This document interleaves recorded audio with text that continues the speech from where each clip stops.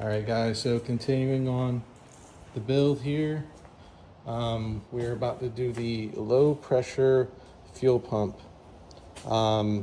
First thing you want to do, guys, very important before you start taking anything apart with the fuel, is you want to definitely disconnect your battery.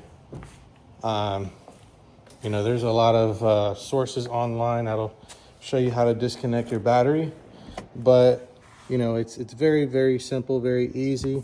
This cover essentially just comes off. You got to get like a pry tool, pry it from the bottom. This cover comes off, boom, exposes your battery, positive, negative terminal. Just disconnect them. That way you don't have power going through your fuel whenever you're messing with your low pressure and high pressure fuel pumps. You want to make sure that obviously you disconnect all that stuff. All right, so second step after disconnecting your battery, you're gonna have a carpet here, which you're gonna take out, and you're gonna have another almost like carpet mat here. You're gonna wanna make sure that you take that out, and boom, you got basically nothing. A lot of you guys are probably like, where the hell is the low pressure fuel pump? Believe it or not, it is right here. And it's not fun to get to. It's kind of a pain in the ass. In order to get to it, you have to essentially take out the trims of the trunk. You have to take out this trim, that trim, and this trim. And this essentially will be coming up as well. And there's gonna be like a sticky, almost matte adhesive that needs to be peeled back in order to expose your low pressure fuel pump. Let's go. All right, guys, next, you're gonna have some T30 bolts right here and right here. Both of these are T30. And then you got these little suckers right here. There's two on this side and there's two on that side. Right there and then right there. And you're gonna have another one that you'll get to right there, but obviously this has to come first. That's gonna be the next step. Now, once that piece is out, you'll see here, you'll start working on both of the side pieces, this one and this one here. Now, what you'll want to do is the side trims have this little light right here. And what you want to do is you want to kind of carefully pry it a little bit. There's no bolts in here anymore. You'll need to unplug the light right here. Once you unplug the light, there is actually going to be a 532 Allen key right there. You'll need to loosen that, and you'll actually have a little, I'll do my best to pry this, but there's gonna be a little freaking, it's escaping me the name of these things, but you'll need a pry tool to pop those little clips out. But there's only one right there.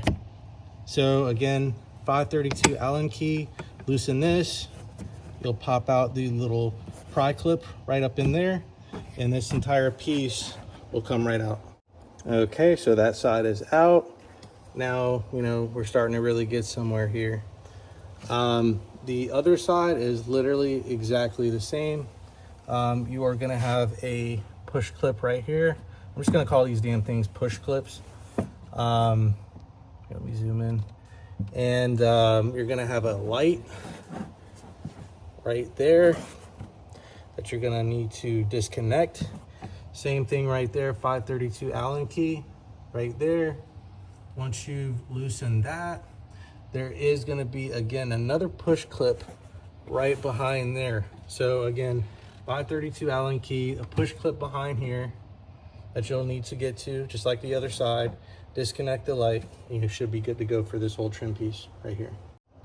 Okay, so now that that trim piece is out, you'll now work on this actual little divider right here. So believe it or not, this divider can be a pain in the ass if you don't know exactly how to take it out. And You can work really hard doing shit the wrong way, and I've pretty much figured that out. So what you really have to do is you have to, there's like this little slanted, let me zoom in. There's that little slanted black piece right here that you need to essentially pry this in order to get this little aluminum bar out of it, because the aluminum bar is actually stationary to this. It's not to that.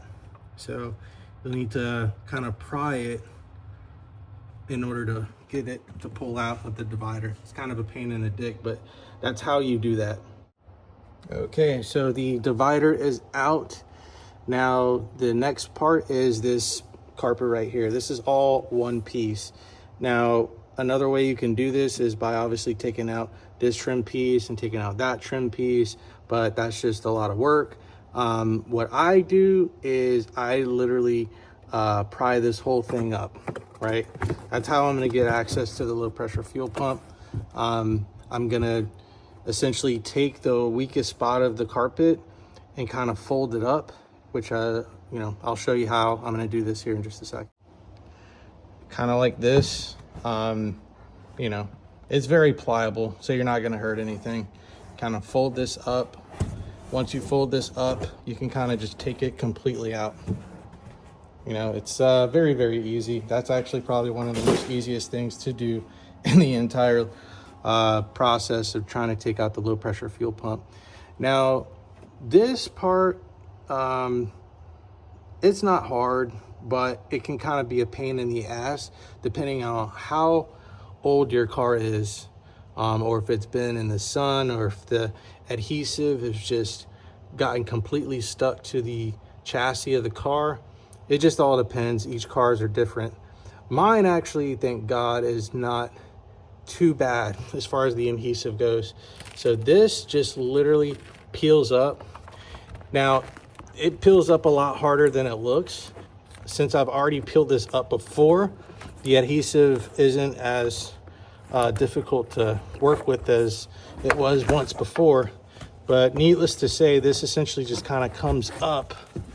And once this comes up, you want to be careful not to rip this stuff, right? Because again, you don't want to have to replace that. But anyways, once you kind of pry up the right side, you don't need to pry up the entire thing. You just need to pry up the right side, okay? Once you do that, you're now going to have access to your fuel tank and where your low pressure fuel pump is going to be.